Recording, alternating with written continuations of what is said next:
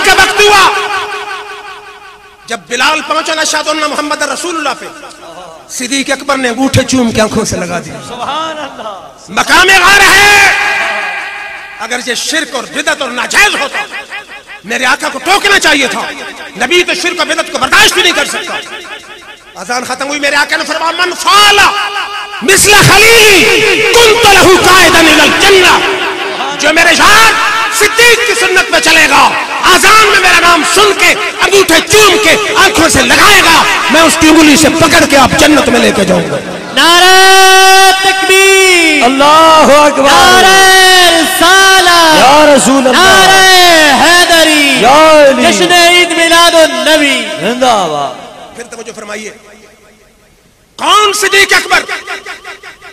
افضل البشر بعد الانبیاء، حضور کے بعد اس امت میں سب سے افضل. سبحان اللہ.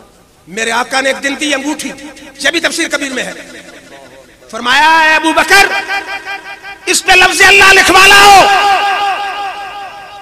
صدیق اکبر چلے، دل میں خیال آیا لفظ اللہ ہو محمد نہ ہو، تیرا عشق رسول کا دعویٰ کدھر گیا؟ سبحان اللہ، سبحان اللہ. سنار کے پاس پہنچے، فرمایا سنار اس پہ لفظ اللہ بھی لکھ دے محمد بھی لکھ دے. سنار نے اللہ اور محمد دونوں لکھ دی. جب انگوٹھی میرے آقا کی خدمت میں آئی، انگوٹھے پہ لکھا تھا اللہ محمد ابو بکر. میرے آقا حیران ہوئے، ابو بکر میں نے لفظ اللہ کہا تھا، تو محمد بھی لکھوا لایا، ابو بکر بھی لکھوا لایا. صدیق حیران ہے کہ لفظ محمد میں نے لکھا ہے، ابو بکر کس نے لکھا ہے؟ تھوڑی دیر گزری، جبریل آ گئے. سبحان اللہ. انہوں نے عرض کی یا رسول اللہ تیرا جو اتنا سچا سچا غلام ہے کہ میرا نام بھی تیرے نام کے بغیر گوارا نہیں کرتا. تیرا نام صدیق نے لکھوایا ہے، صدیق کا نام خود خدا نے لکھایا ہے. تعظیم جس نے کی ہے محمد کے نام کی، اللہ نے اس پہ آتش دوزخ حرم. سبحان اللہ، سبحان اللہ.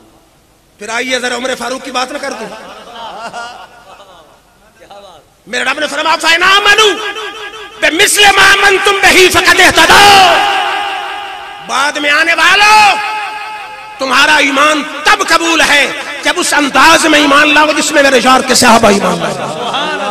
ان کے ایمان کو میرے رب نے ماڈل بنایا ہے. ان کے دور میں قحط پڑا. مولانا شعیب صاحب بیٹھے ہیں. ہر عالم اور جاہل جانتا ہے کہ اگر قحط پڑے تو کیا ہوتا ہے؟ نماز استسقاء. عمر فاروق کو پتہ نہیں تھا، پتہ تھا. صحابہ آ گئے، فرمایا صحابہ آؤ میدان میں، حضور کے چچا عباس کو بلاؤ.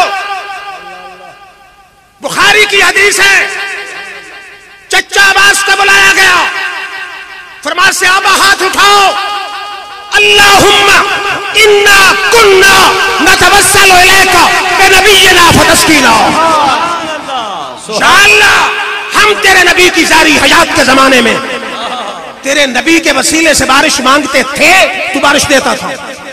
انا نتوسل الیک بام نبینا فاسقنا. اب تیرے نبی کے چچا کے وسیلے سے بارش مانگتے ہیں، بارش عطا فرما.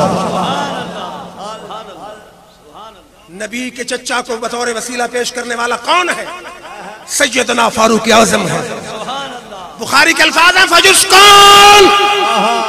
صحابہ نے جب نبی کے چچا کے وسیلے سے بارش مانگی، اللہ نے فوراً بارش عطا فرما دی.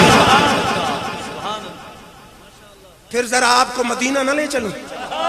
ہائے ہائے ہائے، تصور صاحب مدینہ لے چلتا ہوں، منظر کیا ہوگا، صبح کیسی ہوگی. حدیث ہے مسلم کی، کان رسول اللہ صلی اللہ علیہ وسلم اذا صلی الغداۃ. مدینہ میں جب آقا صبح کی جماعت کرا لیتے تھے، جا خدم المدینہ بیانیتہم فیہا الماء.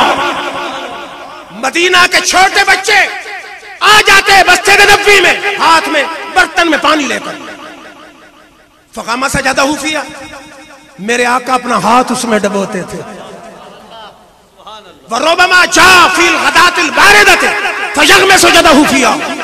بسا اوقات سخت سردی میں ٹھنڈا پانی لاتے، میرے آقا اس میں بھی ہاتھ ڈبو دیتے تھے. اب مجھے بتاؤ پانی میں ہاتھ کس لیے حضور کا ڈبونے کے لیے کہتے تھے؟